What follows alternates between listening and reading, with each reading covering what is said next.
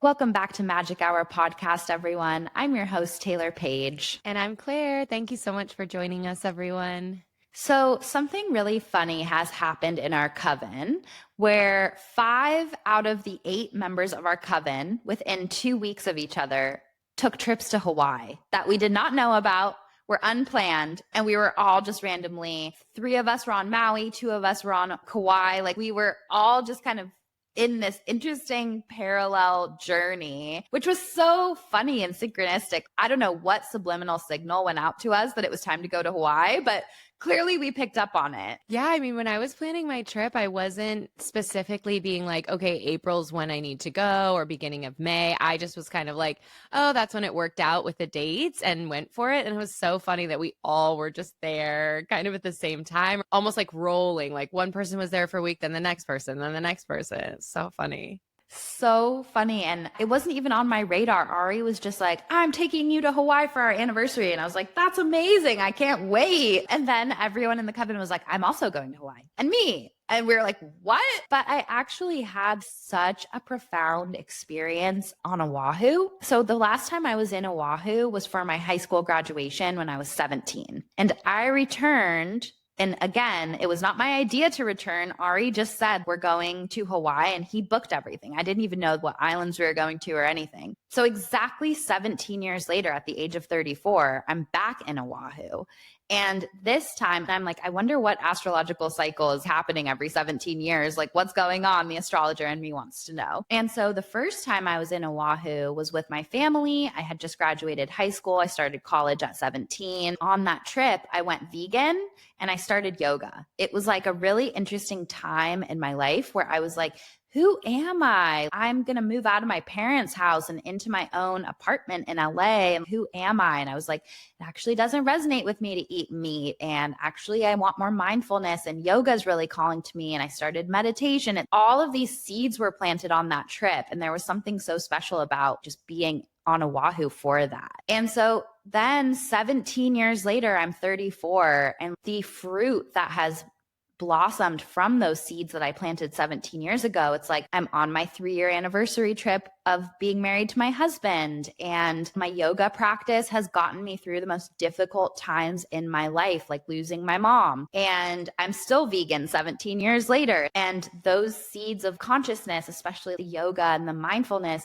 set me on the path that I'm on professionally now. It's like just seeing all of that was so interesting, because it's like, I wonder what the next 17 years of these seeds are planted. And so it was really important for me to do a yoga class while I was there to honor the younger me that did my first yoga class there. And by the way, I was a hot mess in my first yoga class. The lady kept coming around and correcting me, and I was doing everything wrong. And then this time I was so confident in my flow because I've been doing it for 17 years. And this time we were doing this yoga practice, and Ari was so sweet. He was doing it too. I just think men in yoga, I don't know why. I know yoga was originally invented solely for men. I don't think women were even allowed to do it, but there's something about our bodies that I feel like just take yoga easier. I don't know what it is. So we were in our yoga flow, and it was outside. It was like an early morning yoga class. And all of a sudden, it was almost as if the air around me like got a little colder and a little thicker. And I could feel the spirit world coming in with me as I was doing my yoga flow.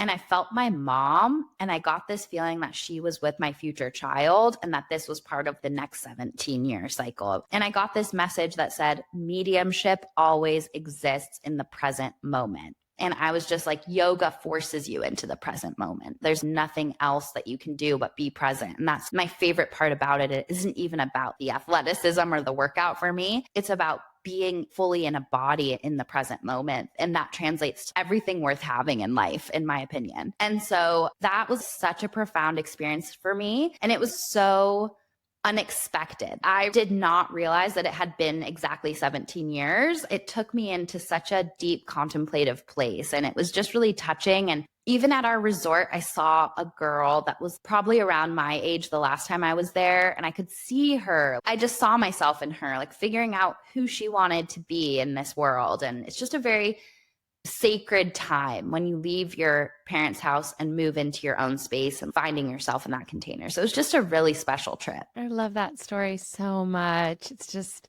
Such a cool thing too, to have those moments, almost like a benchmark where you see your growth and your progress and where you were when you were first there. Because so often in life we make choices or we make changes, and in the moment we might not really think about how profoundly those are going to affect us, like what we're setting in motion when we make those choices or make those shifts. And then to have this moment to reflect and look back and be in the same place, but in this new version of self.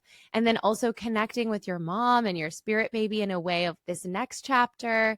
It's just so magical. And it doesn't surprise me at all that it was in Hawaii, because I feel like Hawaii is such a magical portal. Like the energy there is just so special. Like truly, it is such a special, special place. So I just love that you had that experience. I love imagining you doing yoga in the morning there. What a dream. Oh my gosh, the best. And the other thing that kind of popped up for me on that trip is that I feel like everybody can tell the sacredness of Hawaii. There's just such, I don't know if the spirit world is more accessible there. I don't know what it is, but I saw every major religion had its foot in the land. Like when you drive around, we had a Jeep, we were going all over the island on Kauai and Oahu, and you just see every single major religion. And I was like, how amazing would it be to create a resort for grievers where there is a spiritualist church in the middle of it, and like really solid evidential mediums that do residencies there. And you can come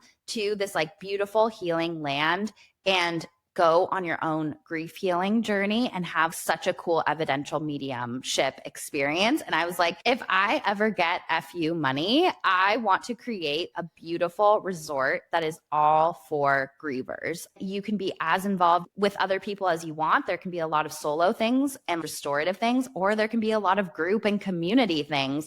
And then you can have private mediumship readings, or you can come to platform. I just have chills thinking about it, because I think something like that would be so beautiful. I love that. What a beautiful seed you're planting now in this moment. What a beautiful thing. And grief, such a difficult journey. And we don't fully have support systems in place as a society, really. Like, I feel like they're starting to get better and emerge. And obviously the work you do, and even just speaking about your experience, is so helpful for people. So I think it is getting better, but yeah, that would be just such a healing space, and especially to do it in Hawaii. I think because there's such a reverence for the land and the connection to the land from the indigenous people that you can't help but feel that energy when you're there and tap into this innate connection with the world. I just think it would be a perfect place for that kind of a space. Absolutely. I couldn't agree more. And what about your experience in Hawaii? Were there any powerful moments that you felt connected?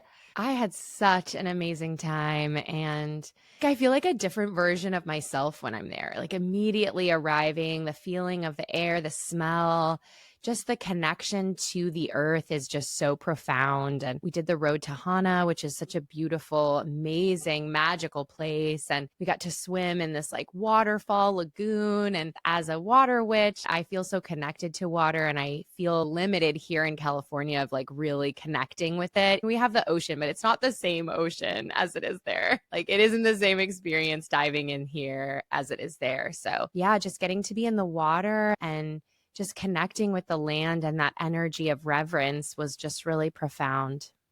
I love that. I love that. And you saw whales when you weren't supposed to see whales. I was so excited to see whales because I've always wanted to see whales up close. I've seen some like far offshore with a like blowhole thing, but I haven't really seen them breaching or their tails or whatever. And so I was like, great, it's whale season. And we got there and they were like, no, it ended 15 days ago. They had said it ended in April, but they were like, well, it's really April 15th. So you missed it. I was like, oh, okay. And like, they literally won't even take you out on a whale watching tour anymore. You can do like a snorkel tour, but no whale watching tours run because they can't guarantee you'll see anything. And we asked a few people and they're like, no one's seen a whale for weeks. You're never going to see one. So I was like, okay. I blew it. I should have looked into that better. So we did this snorkel tour and we saw 2 whales, saw the tails. Like it was just such a beautiful magic moment where I felt like they like knew how deeply I wanted to connect with them. And they're like, oh, okay, sure. Here we are. That's amazing. I love that so, so much. And speaking about transformative times and cycles and new versions of self, I'm so excited to get into our conversation today with Krista Williams. She is a friend of mine and she's so inspiring in so many ways. Krista Williams is a co-founder of Almost 30, a global community and brand dedicated to empowering individuals through life's transitions. As a co-host of the critically acclaimed Almost 30 podcast, she is a leading voice in spirituality and wellness. She also co-created Morning Microdose, a top-rated daily inspiration podcast. Krista leads luxury wellness retreats and has helped thousands through her courses, The Life Edit and Metamorphosis. Her first book, Almost 30, A Definitive Guide to a Life You Love for the Next Decade and Beyond, co-written with Lindsay Simzik, releases on June 3rd, 2025. Yay, yay, yay. Welcome, welcome, welcome, Krista.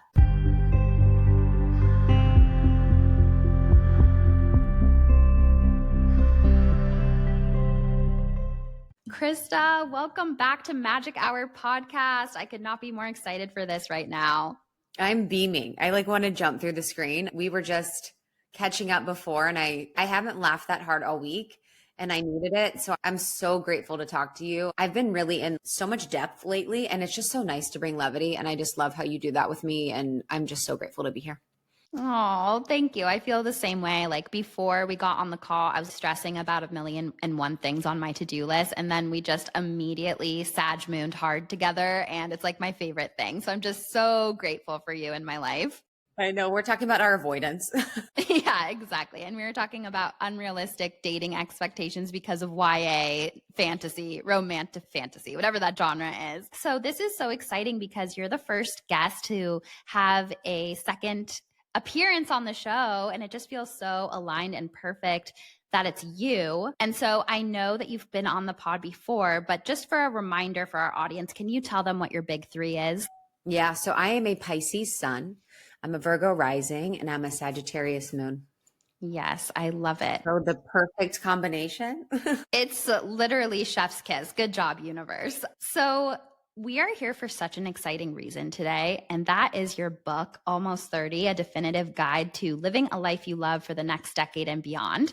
I am the slowest reader in existence, but I have read 100 pages of it so far, and it is so freaking good. Every single page, I'm like, ooh, write that down. Ooh, that's a good one. So it's been hitting me in such a deep way. And I just want to say, writing a book is a literal birth process. Like it is a labor of love. And I'm just so proud of you for putting such a light-filled work into the world.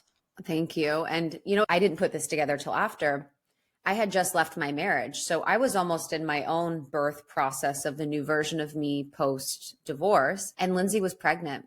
So Lindsay, at the end of our book writing process, had her son. And so it is such a spiritual, transformative experience. I think my grandfather passed away.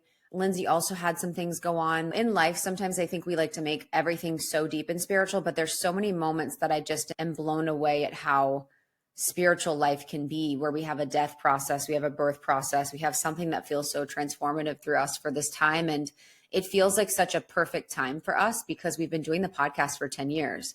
So at the beginning of the podcast, we were truly on our closet floors, so lost. We felt so confused and we felt like we were doing all the things, but we weren't doing anything right. And it was our Saturn return period. And now to come 10 years later, feeling like I'm living a life that I love, that's like deeply unique to me in my path, that didn't look like what I thought it would look like, but feels better than ever. And Lindsay is living a life that's so aligned to her path and her purpose and who she wants to be, that again, doesn't look like what she thought, but is perfect for her. It feels like we actually have what it takes to write a book. And I think I wanted to wait for that. I wanted to wait till it felt embodied to share the wisdom that we have from ourselves and our guests and our stories. And so it feels like the perfect time. And I just feel so excited because it is a really good book, I have to say. And I'm so hard on myself. It's painful to live in my existence sometimes, but it's such a good book.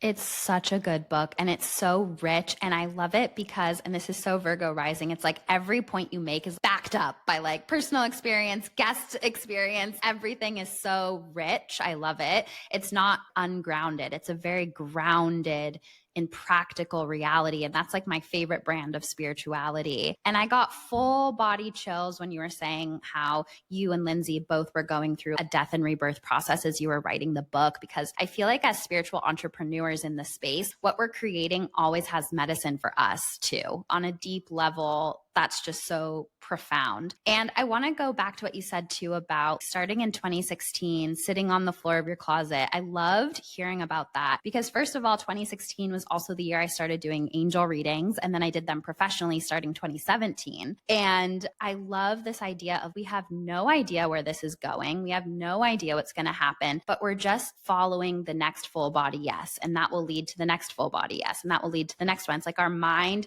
doesn't have to have it figured out. And I feel like we're in this moment with the North Node in Pisces where everything is being flipped on its head. Instead of us setting goals of what the big picture is and then steadily chipping away at it, we're actually steadily chipping away at full body yeses that then create the bigger picture. And that can be like a really uncomfortable energy. But what you were saying and reading the part of the book really resonated with me because first of all, it was so inspirational. Like no one was doing what you were doing. And it reminds me of this girl I saw a clip of on TikTok who was a business owner, and I wish I could remember her name, but she said something that really stuck out to me. And it was, if it's not a little bit cringe, you're too late. And so I feel like there's something about that that's rooted a little in scarcity that I don't fully agree with, but I like the sentiment of if you are like entrepreneurial and creating something and following your vision, it's always going to have an element of being a little cringe or else everyone's already doing it. Yeah, I think when we think about our lives and our blueprints or our journeys, we feel like it's going to be something we've seen before. But for a lot of us, and especially for a lot of your community and the people that are listening, you are very special souls that came here to change the way things are on the planet. So the path that you're on usually doesn't have a blueprint. It usually doesn't have a guide. It's going to be something that looks unique to you, unique to what we need on the planet at this time. And it's going to be scary. It's going to be weird. It's going to be off the cuff. It's going to be outside of what we know or have ideas around. Where I grew up in Ohio, I grew up in a small town. I never had a dream for my life, really. I wanted to be an aeronautical engineer, and then I wanted to be a pharmaceutical sales rep, and then I wanted to be an actress. Like, I really didn't have a conceptual understanding of what I wanted to do because there was no blueprint that fit who I was. And for a lot of people, we're looking around what's currently going on in the zeitgeist, in the ether. And we're like, I kind of want to do that. I want to do that. That looks good on social media, but that might not be the sole path for you. And I think social media is so beautiful because you can find expanders, people that you can look to get inspiration and get motivated by, but it's also dangerous because you're only seeing the best parts of someone's life path. And then you could follow someone else's blueprint and journey that just takes you further away from your soul's path. But it was the first thing, Almost 30 was the first thing I think that I did, that I really did it out of the true, genuine desire for connecting with Lindsay and for just the sheer love of it. You know, when you first like fall in love with someone in relationship and you just want to talk to them all day, you want to talk on the phone for 8 hours, you want to be with each other all that time. We were literally like, we're soulmates. And so we were literally just like falling in love. So we just were having these really deep conversations. And when I brought in the idea of doing it on a podcast, I had been a listener of podcasts. I love podcasts. I love learning. I love growing. And so it felt like something that gave us life. It felt like something we had no agenda around. It felt like something we just did because we were called to do it. And we were actually really lucky that there was no blueprint because I love myself deeply, but I'm definitely someone that's very competitive. And so if I would have had the full landscape that there exists now, I don't know if I would have went for it like the way we went for it. And I don't know if I would have been able to take it as far as we did, or we would have been able to take it as far as we did, because now there's so many structures in place. There's so many different things that are going on. And so I'm so grateful that we were the first, that we could kind of blaze the trail, even though it made it harder in a way because no one else was doing it. But for me, it made it easier because when there's a lot of people doing the same thing, I don't like that. I want to go the other way. That's always been my journey. Maybe it's the Sag moon, but I'm like, okay, that's done. Let's do something else. So for your audience to liberate themselves from looking at anyone else's path, looking at anyone else's blueprint, and trusting that if you're on your true soul's path, you might not see 10 steps ahead, but you will see the next two. Yes, I love that so much. And it's so powerful what you were saying about how that formula fits into creating your own authentic blueprint, not recreating someone else's. And as a soul that's here to remember that we aren't meant to fit into this world, we're meant to create a better one. So I think that that is so beautiful. It was also really synchronistic to me because Saturn is moving into Aries May 24th, and your book comes out June 3rd. So I was like, this is so wild that the first day that your book comes out is like the first week that Saturn starts a new cycle. It moves into Aries and it will retrograde back into Pisces September 1st, but then February 14th of 2026 to April 13th, 2028, it's in Aries. And Aries, so it's like literally Saturn traversing the birth canal of the zodiac, the final degree of Pisces into the 0 degrees of Aries. And so this book, it gives me full chills, is so aligned with what Saturn is doing in terms of death and rebirth, endings and new beginnings, mastery and release, initiation and bravery. So whenever a planet moves into Aries, it's initiating a new cycle of going all around the zodiac. And this is so synchronistic with your book. And for those of you that don't know yet, the book has a really big emphasis on how to navigate your Saturn return and the Saturn return as a time of such liminal in-between space and transformation.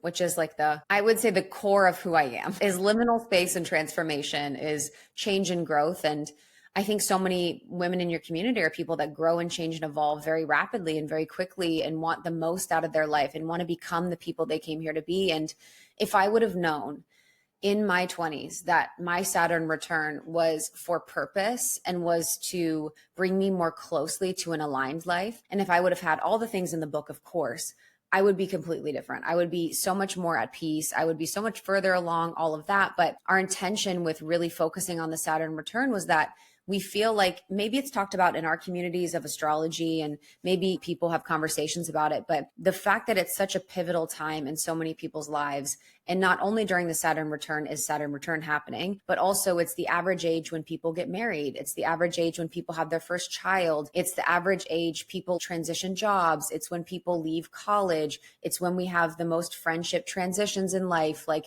I was going through so much change. I was leaving a job. I was leaving a relationship. I was breaking up with friends. I was developing my spiritual identity. I stopped drinking. I started meditating. Everything about who I was cellularly changing from the person I had been programmed to be to a person that I am more closely to related now. But everyone thought I was insane. Everyone thought I was insane for not drinking, for meditating, for starting to read spiritual books, for starting to follow my heart. And if I would have let that lead, I wouldn't be the person I am today. And I think there's so many people that feel like they are different or feel like they, aren't fitting in, and they want to have deep connection or they want to have purpose. And I just honor that so much because I do believe that some souls came here to change things, to be different, and to lead the way. And I think most of them probably listen to your show. Yeah, absolutely. The Saturn return time is so pivotal. I myself got married in my Saturn return. My mom died in my Saturn return. I thought I was going to lose my eye in my Saturn return. I was in an eye patch. I was in an eye patch growing up. Oh my gosh. Was it your left eye? It was, honey, do you want to even talk about this? Okay, this is real quick. We've done 700 plus episodes. In one episode, maybe episode around the 200s, I said that your left eye being lazy has a spiritual connotation that I read about in a book, and it's related to turning off your intuitive gifts when you were younger. It was a book I read at some random store. I've never gotten so many DMs. They're like, what's the book? What is the book? Because it's real. Like, your left eye is like your intuitive side, your feminine side. And my left eye was lazy because I was turning off my intuition. My third eye was basically going to my eye from a young age, and I had an eye patch on. Yeah, my left eye was in an eye patch during my Saturn return, and I still sometimes get flares in it. And it's like, what are you refusing to see? What are you not looking at? What are you not listening to? And so that was such a wake up call for me. I started angels and amethyst more seriously, like in my Saturn return. I took it to the next level. It's just such a powerful time. And I love how you're not considered an adult in astrology until you've gone through your Saturn return. It's like the planet of tests and lessons and time and karma and soul growth has to go through every single degree of the zodiac and return, and then you're initiated as an adult. So I think that that's really powerful too. It's huge. In Kabbalah, they believe that up until the age of 30, you're building your vessel for God. And then past the age of 30, you now have the vessel that is available for God. So there's so much spiritual significance. 30 was when Jesus started doing his teachings. The age before that period is just marked all across the spiritual realm and world. And it's just a really important time. And from a brain development perspective, your prefrontal cortex is coming online in your late 20s. So around the age 26, it starts to come online. And what that basically means is that you're actually acting with consciousness. This is where you have regulation of emotions. This is where you have planning. This is where you have forward thinking. So I don't know if you remember it in high school. Did you ever feel like you were just completely ruled and overcome by emotions?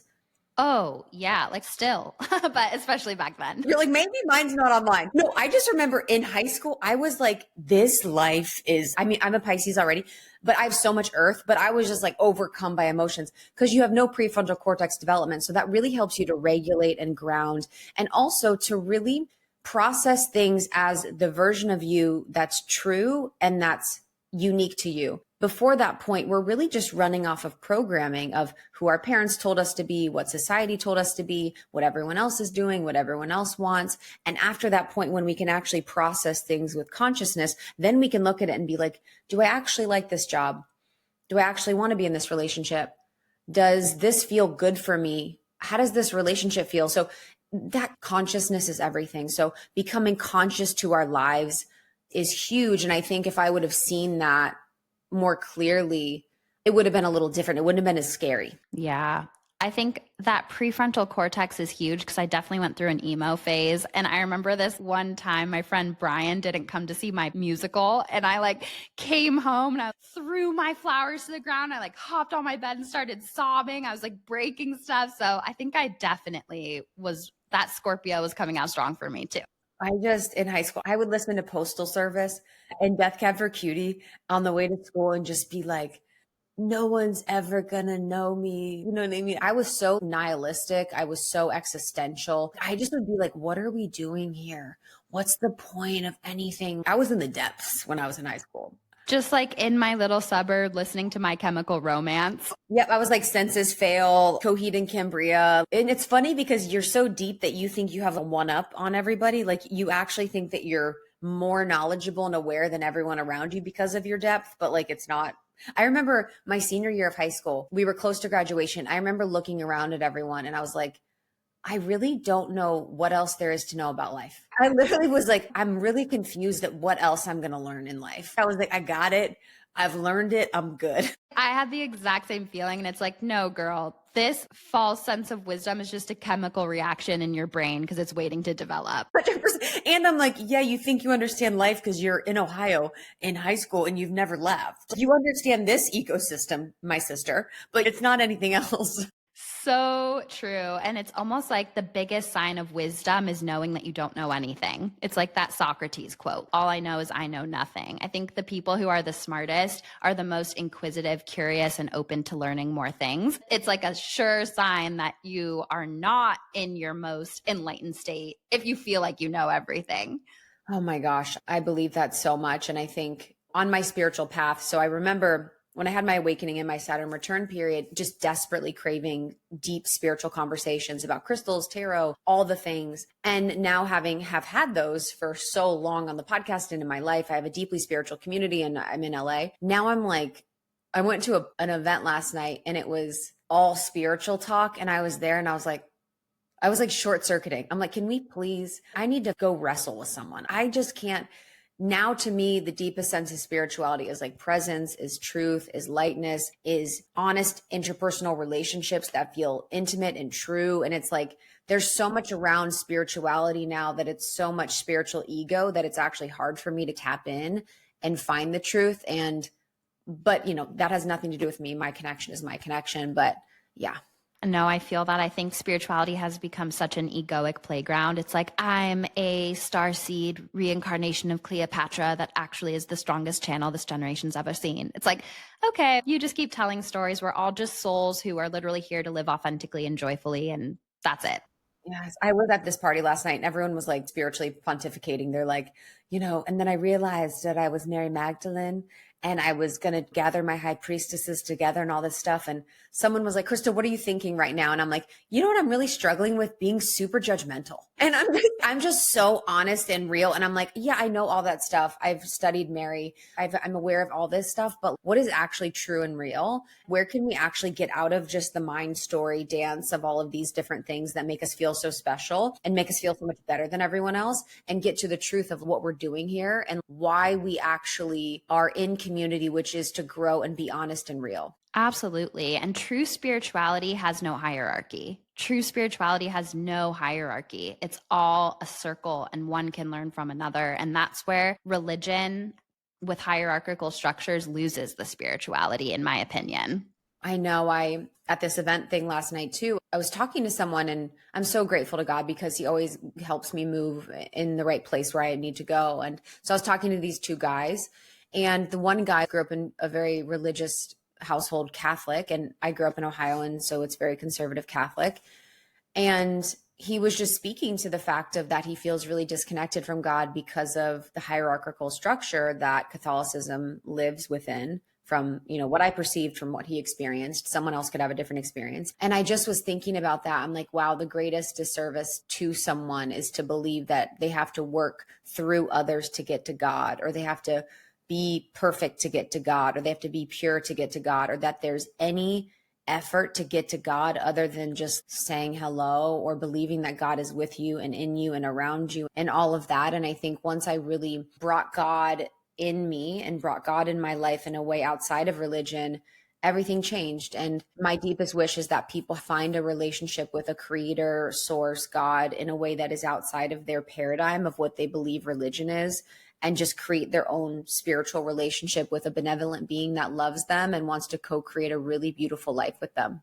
Yes. Oh my gosh. That idea of as soon as you disconnect from the belief that you have to put effort in to connect with God, that's so huge. So I want to go back to the idea of the Saturn return as such a pivotal crossroads moment. So whether you're in your Saturn return or whether you're navigating a crossroads, I feel like so many people this year, and the astrology of 2025 has been really emphasizing this, are in these, I'm calling it pulling weeds out of the garden, where it's like, is this authentic? Is this really what I want? I think a lot of people are at this moment, especially with the North Node in Pisces, where it's like, what is my dream life? How can I spiritually move forward from my heart instead of my mind? I think a lot of people are in these crossroad moments with more questions than answers. And I think your book is such a powerful tool for people going through any type of change. And there's a quote in the book that says, to avoid change is to avoid being human. That was one of the ones when I was reading. I had my night garden. I was like, oh my God. I was like underlining it. You look at your husband, you're like, did you see this? I'm like, to avoid change is to avoid being human. That just changed everything. Light bulb moment.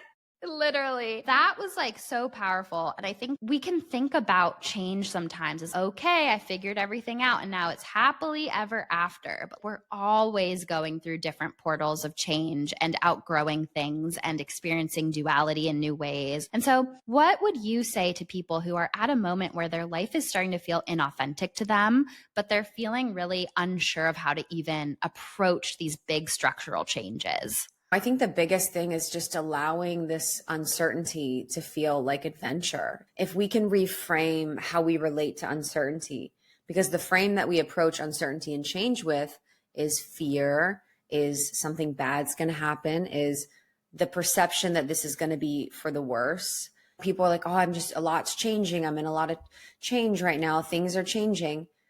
And what I think is so curious is that, you'll ask people, do you love your life? Do you love your job? Do you love your relationship? Do you love your body? Do you love what you do? Do you love your connection to spirit? Whatever it is.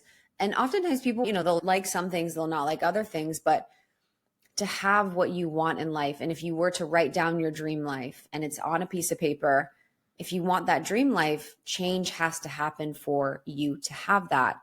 And I think I was even struggling with change in my life, where I was at corporate jobs that I hated. I didn't feel comfortable at all in my body. I was in unaligned friendships. I was in an unaligned relationship. The whole thing it wasn't traumatic or tumultuous, but it was not aligned for me. And so my fear of change was like, oh my God, change is happening. But it's like, girl, you're not happy at your job.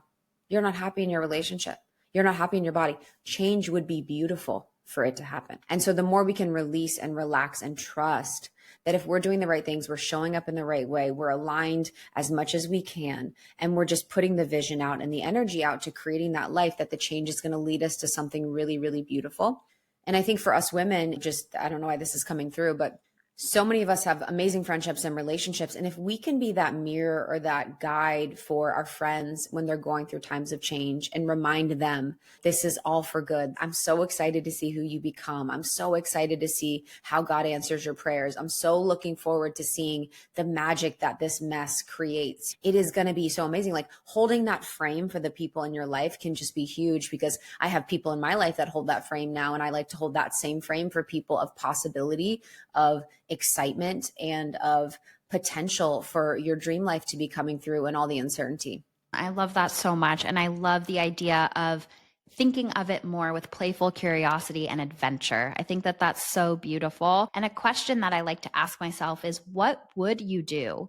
What would your dream life look like if you had infinite time and money and you couldn't fail? And I think contemplating that gives us a lot of really valuable information. I think sometimes too, this goes back to what you were talking about before about social media and expanders and things like that. I think sometimes where we can get tripped up is feeling like, oh, I want that.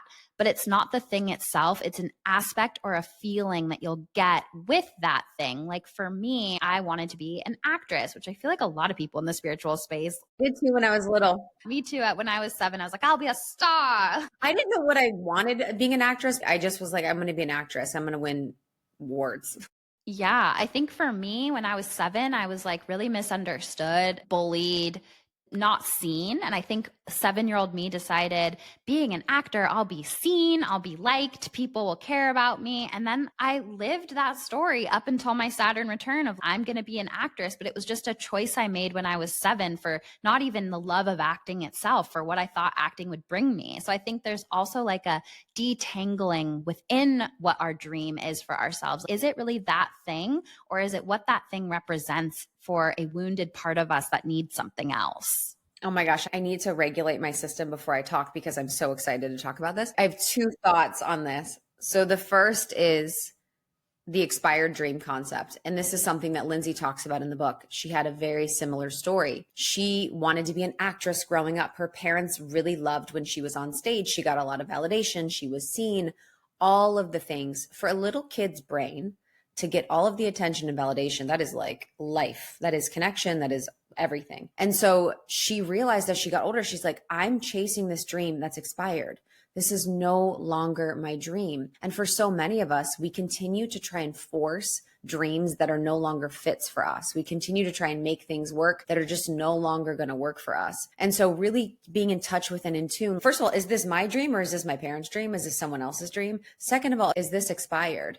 Is this too small for me? I bet you for so many people, their dreams are too small for them. Like, I wanted to be a soul cycle instructor. No shade. It's an amazing job, amazing company. I've done 7 million classes. I've spent thousands of dollars there.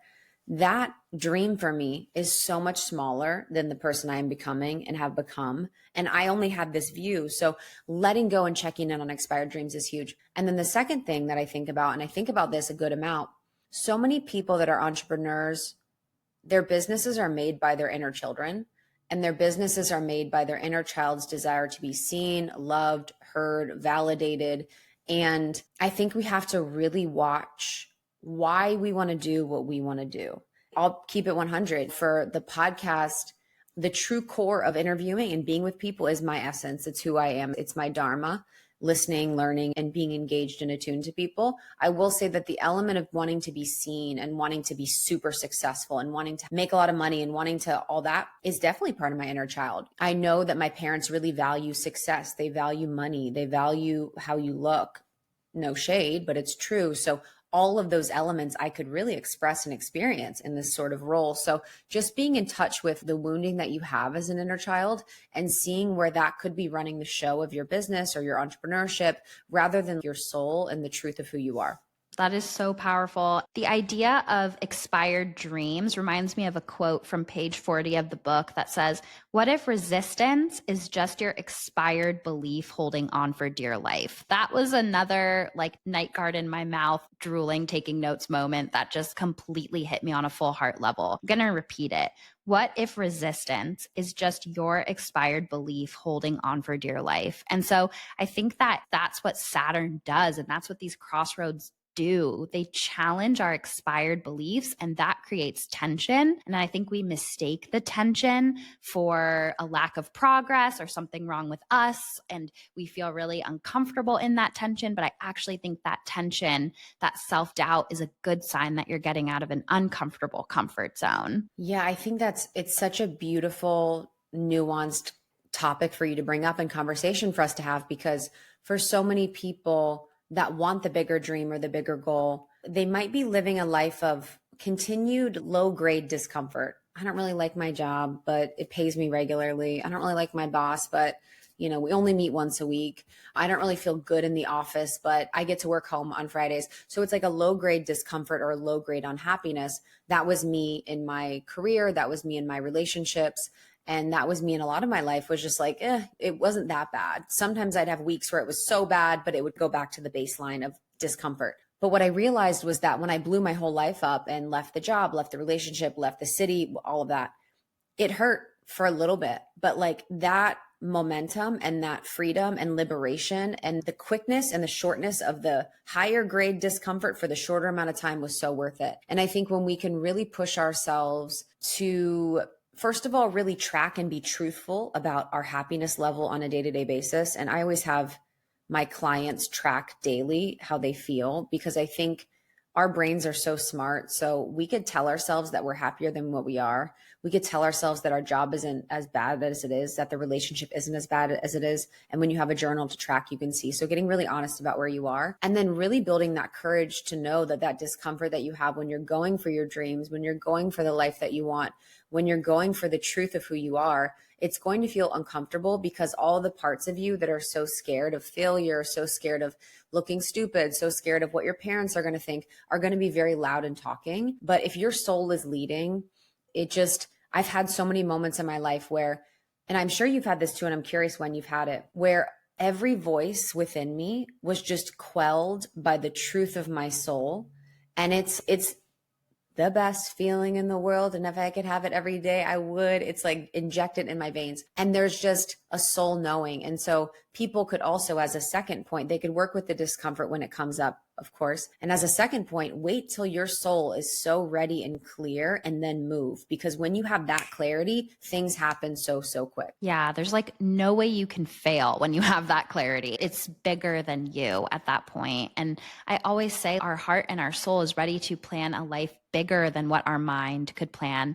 And I think that comfort is honestly a little overrated. And maybe I say that as an eighth house stellium that's just like never comfortable. But a message that I've gotten from my guides over and over is you're never meant to be too comfortable. Once you're too comfortable, it's time to expand again. And I've even felt that in my practice. I got a certain level of comfort with a long wait list and feeling secure. And then I felt too comfortable. And then it's like, boom, celebrity clients. And that's like, whoa, that scares me a little. That triggers my ego a little. And that's like, okay, I got comfortable with that. Boom, mediumship development. You just always have to stay evolving, or else why would your soul be here? Oh my gosh. I have that all the time. Some days I'll wake up and I'll just like talk to Lindsay, who's my best friend and co-host. And I'll just be like, dude, can I have one day where I'm not at a growth edge? I'm like, I want a day or a week where I'm not hitting discomfort, and I'm not like, sometimes I'm just like, this is just the worst. But you know what's funny about discomfort? I remember one time, it was in like 2020, and we were all going through it collectively. There was so much happening. And I think that was probably one of the worst years of my life, for sure. In my relationship, in my family life, in my business life, there was just, in my health, there was so much going on. And I remember just walking across my bedroom. And I have this happens. I've had so many moments where I'm just walking at my house, and I'm just walking, and I just was like, dude, I don't know if I can do this. And I heard my soul so clearly.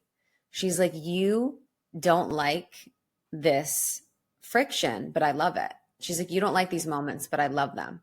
And it was the most clear thing to me where I was like, oh yeah, this is where it all happens. This is where I'm sculpted. This is where I'm growing. This is the magic of the discomfort and the suffering and the choosing and the letting go. And it was just such a reminder for me that I live in joy. I live in pleasure. I'm so happy in life. And I do know that my soul's here to grow. And so sometimes that's not going to be exactly what feels good for me and what I want, but that's mostly my code here on earth. Yeah. And I think living in a constant state of growth is so much more rewarding than a constant comfort zone where everything stays the same. I think of it as like a yoga practice, as a metaphor. Like the more we push ourselves on the mat, the more rewarding Shavasana is at the end. And I feel like that's a metaphor for life. If we just go right to Shavasana and lay down and don't do anything, and we're not feeling all released and opened and challenged and in flow and grounded, Shavasana is not going to have a fraction of the magic that it would if we pushed ourselves out of comfort zone in the practice on our mat. And I always think about that in like a yoga perspective. I love that. I think that's like such a beautiful example. I think a lot of us can relate to the feeling of even having a day that was full and rich and then resting and being like, oh, that was so worth it. I think there's going to be changes in the way that humanity's relating to suffering and joy, but I do think that at this moment in time in Nexus, we are beings that learn and move when uncomfortable. And that's how we've always been, is we only move when we're poked and prodded and forced. We only change when we have to. We only grow when we're kind of put our feet to the fire. So in the future, we'll be moved by joy and we'll be moved by pleasure and we'll be moved towards things that we desire and that are good. But we're kind of in a shifting period where we're still really most motivated by pain. Yeah, it's funny. I got a really similar message to that like how revolutionary would it be if we grew through love and joy instead of needing to be pushed and poked and prodded by the universe. But that kind of goes to something that you said, which I loved, about the human in us loves the comfort, but the soul in us loves the pushing and the growth and the change and the discomfort. And there's something you talk about in the book, which is we are primed for loss avoidance over reward. Our brain is 2.5 times more primed to avoid loss than to get a reward. And I know you've already spoken to this a little bit, but is there anything to that specific concept if people are feeling that brain level resistance to giving something up that they know isn't working because we're so much more primed that way than to the reward on the other side? What would you say to them? I just love you as an interviewer. This is such a pleasure. And it's making me like love the book. I'm like, oh my God, that part's so great. It is. I love you.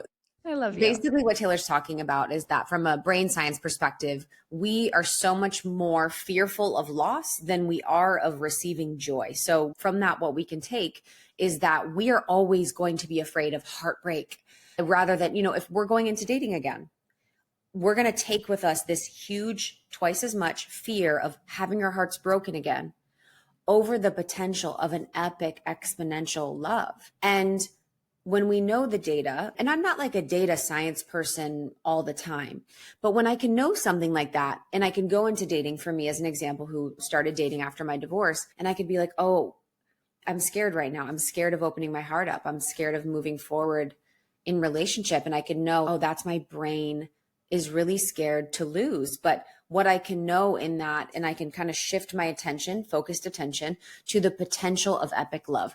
I can then look for expanders that have epic love. I can then just set my sights on the love that I want to have. And so we can be with the knowing that we are, from a brain perspective, set up to fear loss so much that it makes us immobile. It makes us not move. It makes us not seek change. It makes us not want to grow. It makes us not want to go for love or the job or whatever. And by knowing that, we can be like, okay, I know this, I'm going to choose differently, because the brain is really just like a computing device. The brain is really a meaning making machine. It's really something that I love my brain. I love everything about me. But, when I think about it, and I can just see it as like, it's a computer that is either on one neural pathway that I can shift the neural pathway, or just taking sort of the drama out of it. It really helps me and reminds me that I'm consciously creating the life that I want. And in the conscious creation, what do I want? I want the epic love. So I can look at this and say, I see you, but I can also choose to go for the epic love. I love that. And my aunt, who I talk about on like every episode because I love her so much, she has a really good thing. I think in those moments where the ego is very loud, the resistance is very loud, she likes to say, what would love say in this moment? And I think that that's a really beautiful practice too. And even in this idea of what our dream is and how our mind can get in the way sometimes, I think something that helped me a lot, like how you were saying our inner child builds our businesses as entrepreneurs a lot of the time, a lot of what helped me was shifting out of ego and into service, making it more about how I can be of service to the world in a way that lights me up and less about what it means about me as a person. Oh yeah. I mean, that's 301 level stuff because, and it's interesting you bring this up, and this is just vulnerable share unprocessed of where I'm at, is I've been thinking a lot about service, and I'm like, because I've been really working with God, my prayer each morning now is to help me surrender to God's will. And I think we can say that, and people can say, I surrender to God's will, but there's so much gripping of the ego. There's so much gripping of the human. There's so much fear of what that means. And I think when we are in the deepest service, we're in the deepest surrender. When we're in the deepest service, we're in the most presence. We're in the deepest service. We're really not seeking for the validation, for the accreditation, for the money. There is money in service. I'm not saying that, but it may not be the most sparkly. It may not be the most bright. It may not be the thing that gets you the most followers, but it's really the thing that we came here to do. And so I've been really working on service because I'm so grateful that now in this moment, I feel like God has shown me a deeper level of service through coaching and through retreats that I didn't have access to maybe years ago. I love it so much. And I just want to make sure that I'm continuing to come to the purpose of my service in service to God, but then also not self-sacrifice. And I think that's something women can also do. And especially for all the women that are listening that are empaths and sensitives and healers and therapists and service people, how do we serve but not self-sacrifice? Yeah. And I think so. My definition of self-sacrifice is the purposeful ignoring of our intuition. So I so agree that self-sacrifice is something that's particularly expected from women, and I think especially mothers. And I think that what you're saying is so beautiful because I think as we grow our capacity to listen to our intuition, our capacity for how we can be of service also grows with us. So it's like the amount that we can help others is directly proportional to how full our soul's cup is. It's going to be a constant evolution and journey. And it's okay if you don't see what that's going to be yet, as long as you're on the process of servicing yourself and listening to your intuition. And so I think as we grow and evolve, it's like that classic thing of lighting ourselves on fire to keep other people warm and that self-sacrifice. But if we're listening to what our intuition is telling us in our path of service, then there's no way we can sacrifice ourselves in the process. Yeah, that's such a beautiful point that I think is really important, especially for people that want to serve, is it's such an interesting oxymoron that I've had to work with and realize. And a lot of this I've learned through A Course in Miracles and the Law of One, which is one of my favorite spiritual texts. And I've seen it now on my own path and on the women's path that I coach. It is weird, but the deepest service that I've been in has been the deepest service to myself. And it's like when I am the most in joy and in alignment and ease. On my retreats, for an example, I'm in literally the most luxurious places in the world. I'm just eating the most nourishing food. I'm surrounded by the most amazing women in the world. We're talking about stuff I love to talk. It's my dream. And it's literally me in my deepest service and purpose and my deepest presence. And so they both can meet. And I think for women, when I'm working with women to find their purpose or find their service, I always want them to find it what serves them first. Because if we go external to what the world needs, to what this person needs, we're always going to burn out, and we're always going to end up losing ourselves in the process. And so as women, especially the feminine, needs to always cultivate their relationship within and needs to always go looking inside first and really fortifying her own unique like soul blueprint, her own unique relationship, her own unique desires, and then sharing them out rather than having out go in. Yes, I could not agree more. And I think intuition exists from the inside out. Spirituality exists from the inside out. It's kind of like what we were hitting in the beginning of how your alarm bells were going off at that event you were at, because it's like that spirituality from the outside in. It's like, look at me, look at me, look at me. It reminds me of what you were saying too about how true service sometimes isn't the most shiny and glamorous. There are a handful of mediums that are like the most amazing mediums. They go on TikTok live for like 30 people audiences and just give people free the most amazing readings, but it's not fame, it's not glory, it's not like a huge following. And then there's people with huge followings who are like, you have to buy this $10,000 thing to even blah blah blah. So I think that that's so true. Dissecting, is this for outside validation or moving from the inside out? And it's so normal to want outside validation. Like I do it all the time. It's so normal and so natural, but when we chase anything outside of us, we're always lost. And I would say most of my work is helping people find their soul and connect with their soul and their self. And then the other aspect of it is disconnecting from the constant comparison, clocking of everyone else, prioritizing of everyone else's needs, looking what everyone else is doing, judging everyone else. It's crazy how much time we spend in other people's fields, thoughts, opinions, perspectives, like lives, journeys. It's like, whoa, all of us need to just kind of cut the ties from all of it and just come back in. Who am I? What am I here to do? What do I want to create? How do I want to live? And then just working from that place out. Yeah. And that leads me to exactly where I wanted to go next. I love this idea in the book of tips for transitioning from a people pleaser to a soul pleaser. I thought that was such a powerful way to word that. Leaving people pleasing behind, soul pleasing moving forward. I love that so much. And so a couple things that you list out in the book that maybe we can talk about, but I'm also open to any other tips around this. One thing you talk about is the addiction to being, not doing. That was such a big one and something that I really struggle with, which is why I think we talked about this on our walk earlier in the year, but I was talking about how my word for the year is spaciousness, like just needing to train my nervous system to even feel safe in spaciousness and just being, not doing. The shift away from achieving goals to living our values. That was so powerful too. I think for people who are feeling a little lost at the crossroads, wanting to set new goals and really wanting to manufacture the expansion, force the expansion, push it faster. But I think living in our values, like that was a really beautiful one. And finding clarity through action. Those were three things that just really stuck out to me in that chapter. So I'm just wondering if you can speak to this idea of what shifting from a people pleaser to a soul pleaser has really taught you and how other people can do the same. Yeah, I just believe so much in the power of women and the power of each and every one of us to become who we came here to be. And you will absolutely not be the person you came here to be and your soul desires to be if you are people pleasing. People pleasing is something I've struggled with my whole life. I still work with it, but it is such something that we're rewarded for. We get attachment for, we get connection for, we get paid for, we get all of these things. But all of that is just 3D matrix stuff that literally does not matter. Your soul literally came here to build a life of purpose and love and heaven on earth. So I think when we can really prioritize ourselves and our soul and the experience of our soul over anyone else, we will live the most beautiful life ever. And it may look different than what you thought. It may have different characters.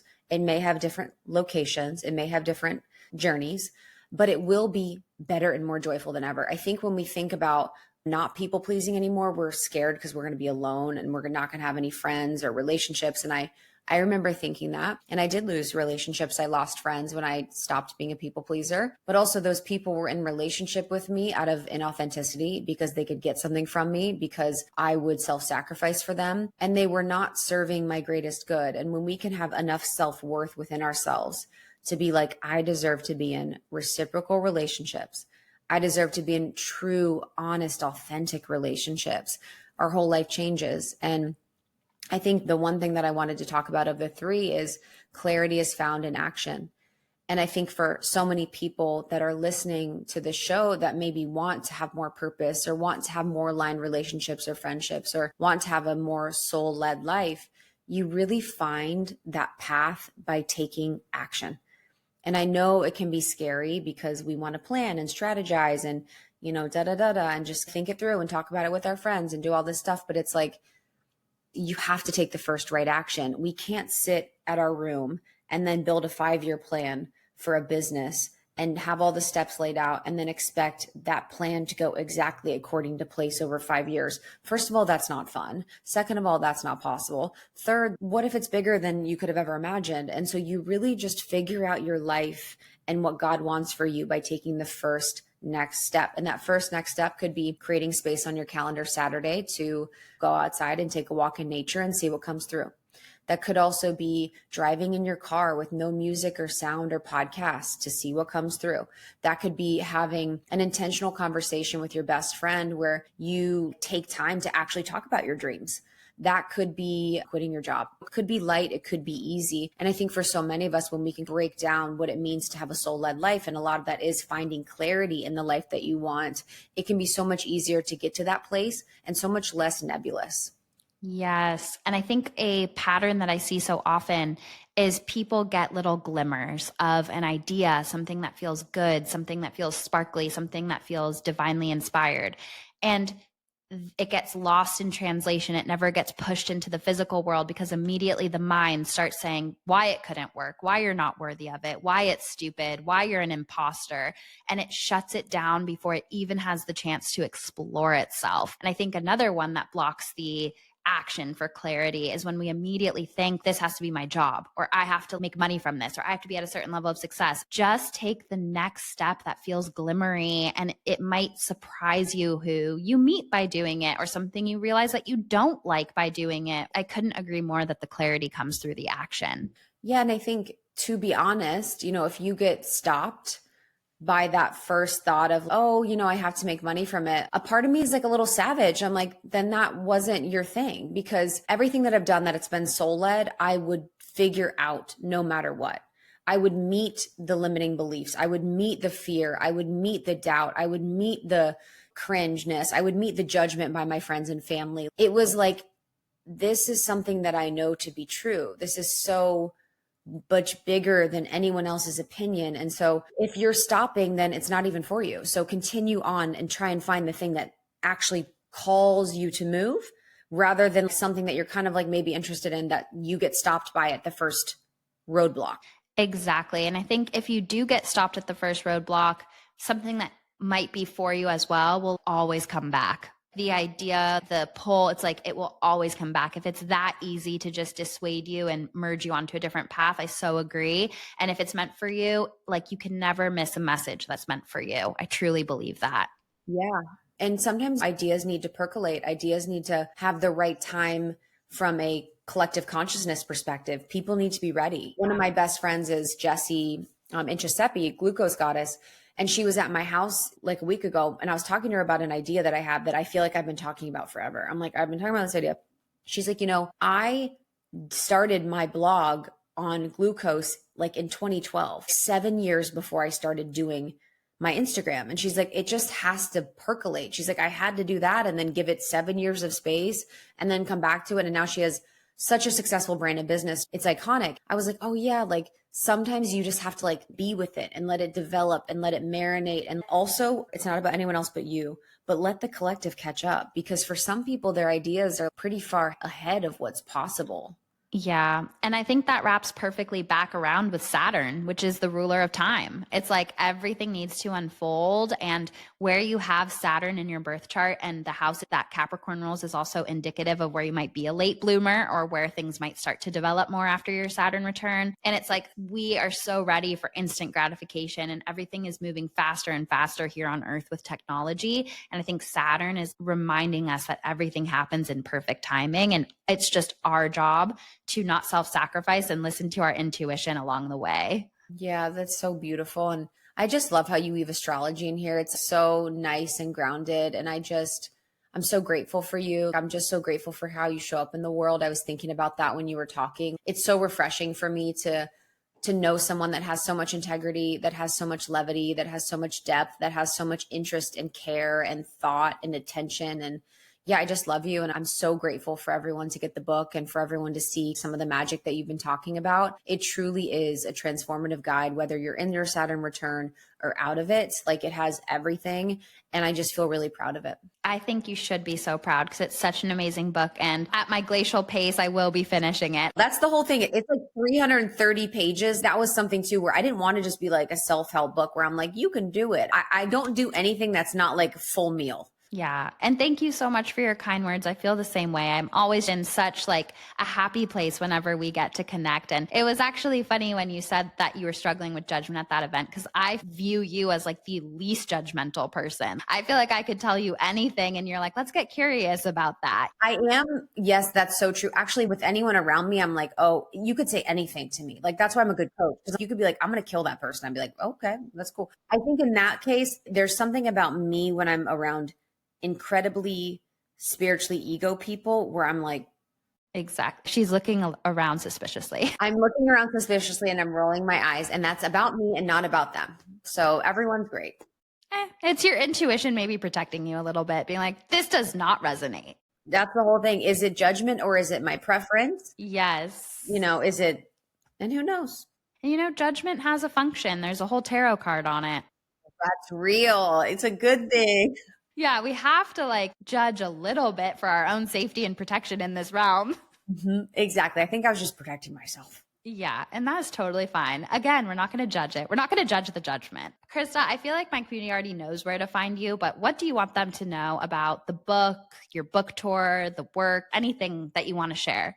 Yeah. So the book, you can get at almost30.com/book. It's available where all books are sold. I would actually probably get the audiobook too, if you like audiobooks. Lindsay and I both read it, and it was the most fun I've maybe ever had. It was my joy and my pleasure to infuse my voice in everything. And if you've listened to the podcast, there's stories from it we've never told. There's research from it we've never told. We have past the mic sections from some of our most amazing guests. It's just such a great book. And then we have our tour. So we're going to be on tour all of June, Nashville, Los Angeles, New York, and Austin. And so you can go to almost30.com/book tour. And I'd love to come and see you. You're going to be at our LA one, which I can't wait for my girl to be there. As soon as I found out, I was like, oh my God, my girl Taylor has to come. So the LA one's going to be really beautiful. And then I'm at It's Krista. So it's Krista.com. It's ITSKRISTA. And then It's Krista on Instagram, and Almost 30 podcasts, wherever you listen to podcasts. Yay. Amazing. This has been such a magical conversation. Thank you so much for gracing us a second time.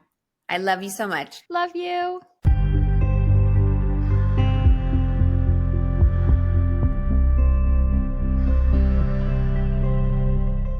Welcome back to Sitting with Spirit, my loves, the part of the podcast where I sit with our angels, our guides, our loved ones in the spirit world, and give the messages for the collective. As always, take what resonates with you, leave the rest. And if you know somebody who would benefit from the message, please send it their way. Before we get into the Sitting with Spirit messages, I want to come on here belatedly by the time this comes out and give you a heads up that Claire, although she still has a very active role in Magic Hour podcast, is no longer my personal assistant. So give a big welcome to Melanie. She is a hummingbird and she is my new assistant. So if you are reaching out for scheduling, if you're sending in a listener question, any and everything via email, Melanie is your girl. There are just so many fake people out there pretending to be me and scammers. So when something changes with my internal operations, I try to make sure that you guys all know. So you're not like, wait, is this a scam? Where's Claire? So welcome,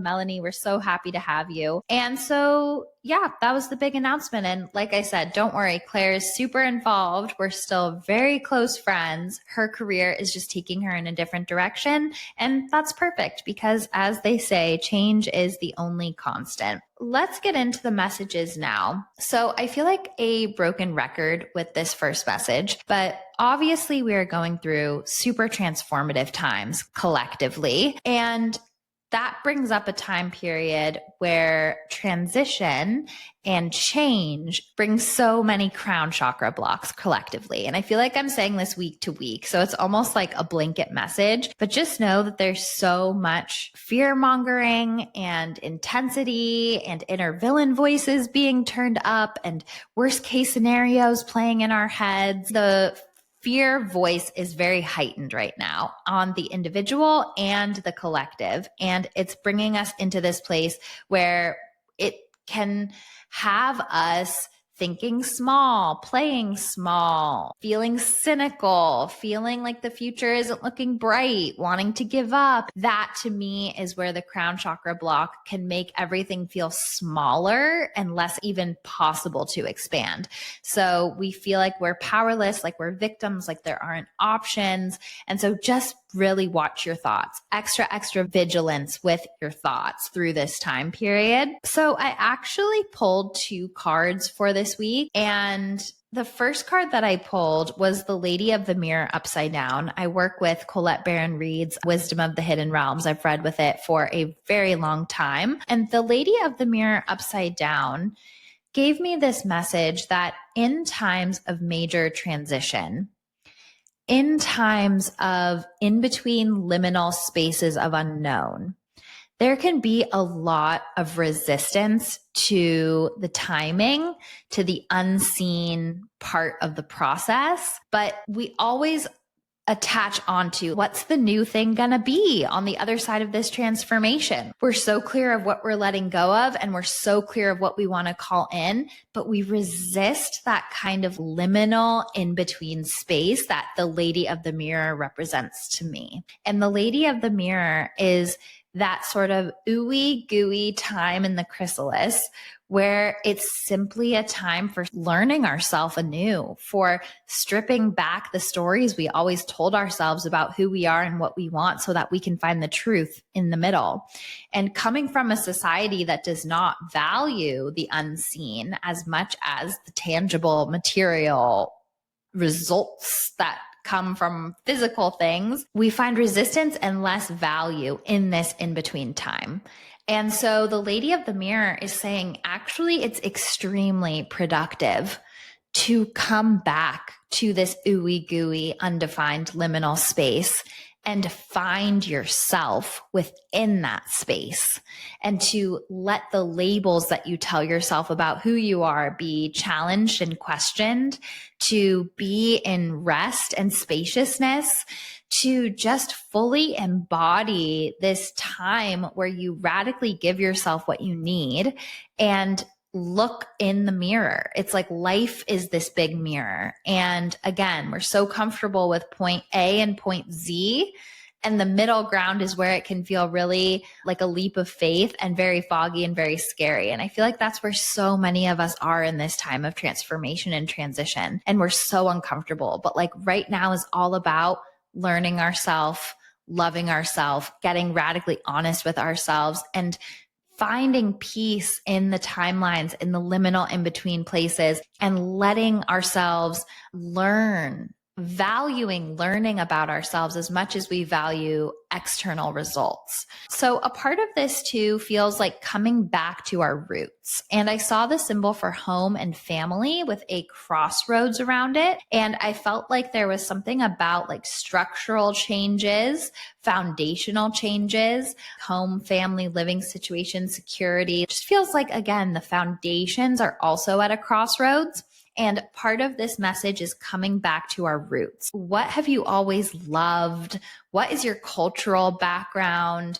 What did you love in childhood? Just deconditioning like where maybe you went in adulthood, although there's of course value in that. But also there's just this message of getting back in touch with our inner child, our authenticity, the authentic essence of who we really are. And part of that is by exploring the roots. And so I wanted to also give a message that came through to me yesterday as I was taking a bath. I got this message that sometimes the fastest way that we can up-level, the fastest way that we can transform is by the universe showing us that even living through our worst case scenarios or worst fears, that we will triumph and prevail and are stronger than we even know. And just as a personal anecdote, if you listen to the podcast for a long time, you know that I am healing from PCOS, and that really painful, heavy periods have been a defining factor of my life. Like the jobs I could take, the trips I could go on. It's just, if you know, you know, being in bed for 3 to 4 days a month can be really debilitating. And so one of my worst fears, I feel like I almost have PTSD because I had 10 level pain, and say I started my period and it was like a final exam in college and I felt trapped. That happened to me before, and I just walked out of the final and took the fail. I didn't even care. When you're in excruciating pain, like you can't sit anywhere. And so I've been trapped in traffic with my period starting. So I have this kind of phobia of being on my period and being trapped. And so one of my worst case scenarios, worst fears, is being on a long international flight on my period. I can't even imagine that. And so I am going on this trip abroad with my husband. We have a 14-hour flight, and I planned this to a T, and usually my period is like to the day regular. I planned it to the T that I would be on day like 6 or 7 of my cycle. My period would just be ending and I would be good. But my cycle literally came 3 days late to sync up with the Scorpio full moon. And I started spiraling, and I was like, oh my God, it's not starting. It's not starting. I'm going to be in my worst case scenario, my worst fear. I'm going to be trapped on a 14-hour flight in excruciating pain, like heavy bleeding. I don't even know what to do. And it started, and the bleeding was really light and the cramps were really light. And I was like, wait a minute, what is happening here? And so I'm literally on it right now. As of time of recording, I'm hopping on my flight tomorrow morning. Today is day 2. And somehow I could run errands. I got my nails done. I got food for the plane. I did everything that I had to do, including recording this. And I thought that I was going to be like a bedridden mess. And tomorrow's day 3. For me, usually the first 3 days are like the really intense ones of my period. I could not believe it. I thought it would be day 6 or 7. And so the message that I got when I was in the bathtub was that message of sometimes you have to show yourself that your worst case scenario isn't something that you can't handle. And that also adds a facet to that of sometimes, and most of the time, our fear fantasies are much worse in our head than the reality of them. And so this worst fear of being on day 3 of my period, day 1 through 3 of my period on the airplane, it came true, but I'm living through it, and I'm showing myself like I'm taking my power back from that case scenario, and it's actually better than I could have ever planned. So that's just one personal example, but I also feel like there's much more dramatic ones, like losing a loved one or losing a dream job or whatever that worst case scenario biggest fear is. And that could be a current one or one that belonged to an earlier version of self. When we can live through that and prove to ourselves that we are more powerful than we knew, the amount of joy, freedom, up level, and expanded perspective on the other side is so powerful. And I feel like through these Plutonian times and Saturnian times that we've been living through, there is this sense of many of us having to make peace with. And if you haven't listened to the February listener questions, episode 205, Claire and I do a deep dive on making peace with worst case scenarios in that episode. I feel like through these transitional times, many of us are taking the power back from these worst case scenarios that are trying to pull our puppet strings, and the voice of those worst case scenarios turn up in that liminal in between lady of the mirror energy that I was talking about. When we don't have definitive answers of what comes next, worst case scenarios and fears try to speak so loudly to keep us small and stuck and safe. And you know, I've said this before, that self-doubt is a good sign because it shows that you're breaking out of a comfort zone. I'm on a bit of a tangent, but it felt important to share that worst case scenarios that try to scare us and keep us small also give us the opportunity, when we live through them, survive through them, and prevail through them, to really see what we are made of, how strong we are. And it is so powerful. It's not the only way to up level, but I feel like a lot of people in these last few years are up leveling through that way. So the second card I pulled right after the Lady of the Mirror upside down was the Eyes of Beauty upside down. And this is the card of positive expectations and clarity. And this card is just mimicking what the first card said, which is basically like, where are we being cynical? Where are we looking at problems instead of solutions? Where are we looking at worst case scenarios instead of our most beautiful dreams? Where is the fear voice trying to keep us small and stuck and dim and stagnant, instead of realizing that we have free will and we can choose any timeline that we want within reason, of course, not anything that's going to harm ourselves or others, obviously.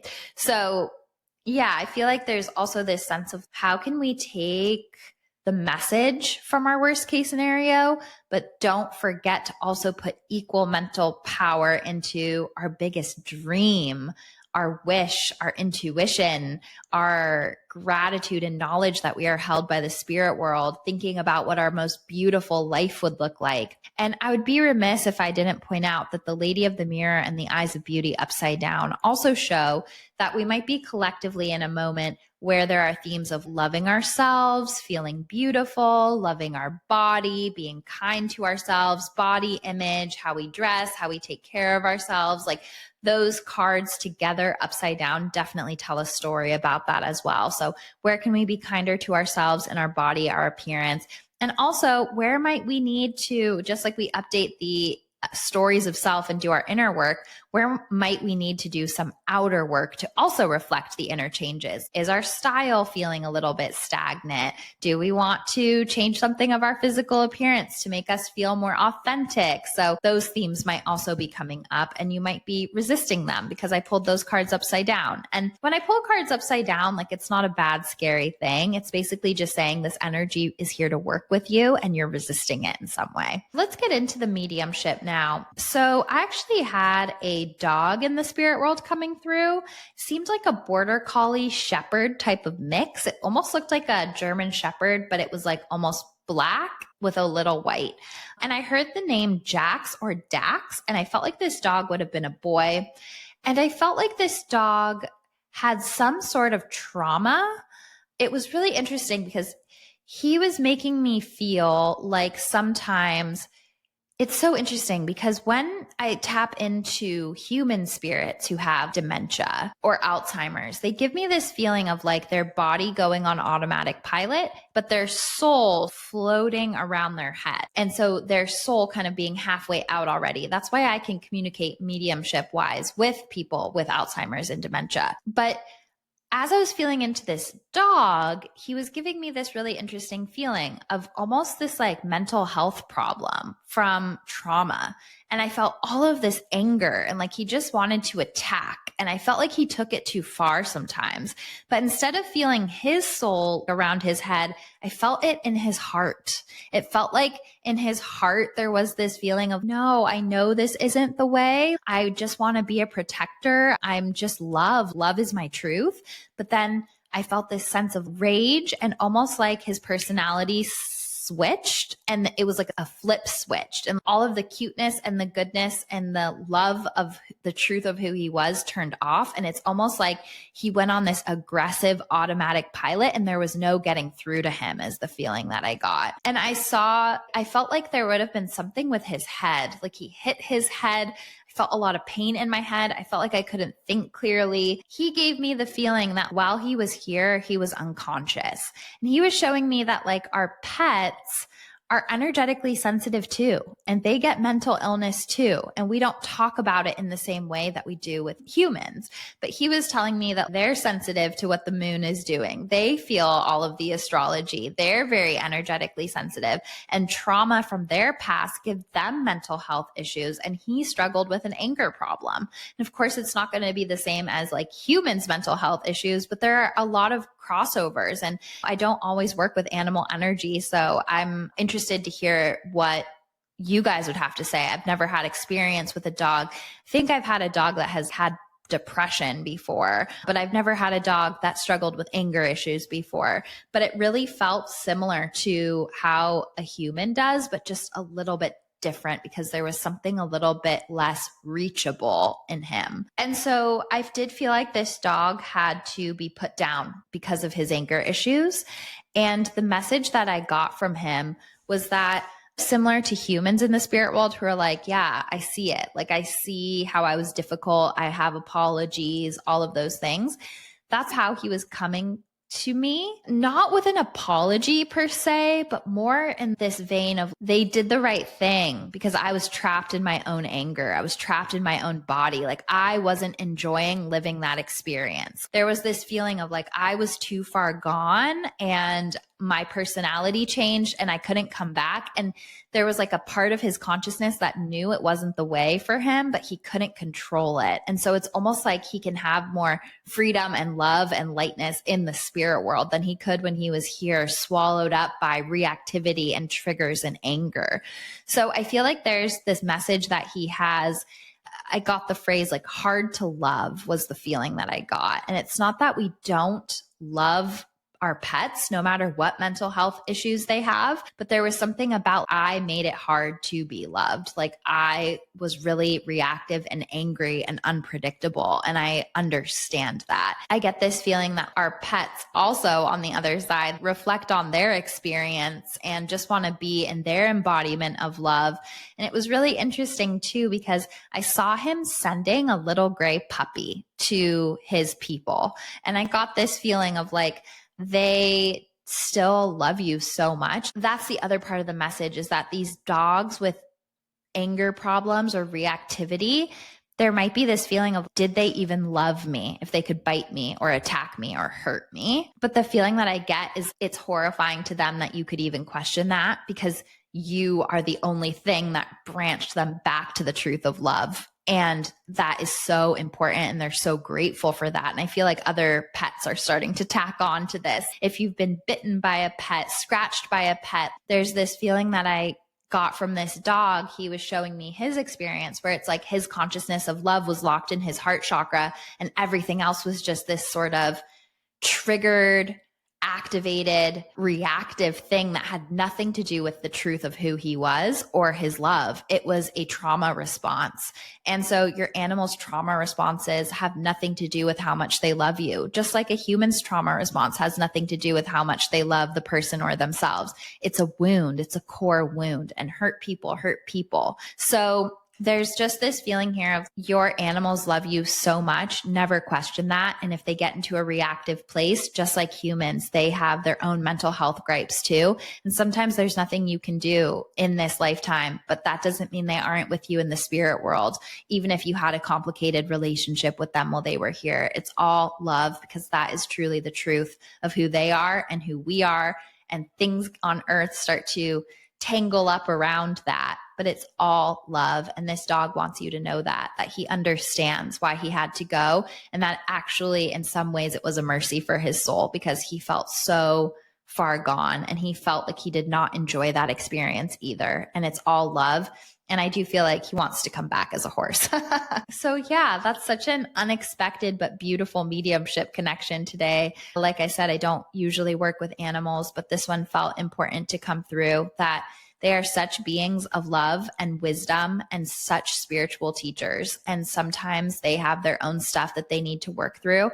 And we're healers for them when we can give them love too, but not to beat ourselves up or take it as a reflection of their love for us. Sometimes there are just things that are greater than what we can control in this lifetime. So be easy on yourself and know that there's no bitterness, no intensity from their end on the spirit world. If anything, they're just focused on either coming back as a different pet that can love you with a different background and consciousness, or just sending somebody to you, sending you signs. And this dog, by the way, feels like yellow flowers and daisies are his sign, which is really funny because it's so different than how he was coming off. But I saw these yellow flowers. It almost seems like there might have been a child in the house. I want to say a toddler, like a 3-year-old. And I saw these like dancing yellow daisies. And I felt like there was something about maybe a cartoon with that or a child show with that. And there was something about the dog that liked that. So I really hope that these messages were helpful this week, and we will see you next time.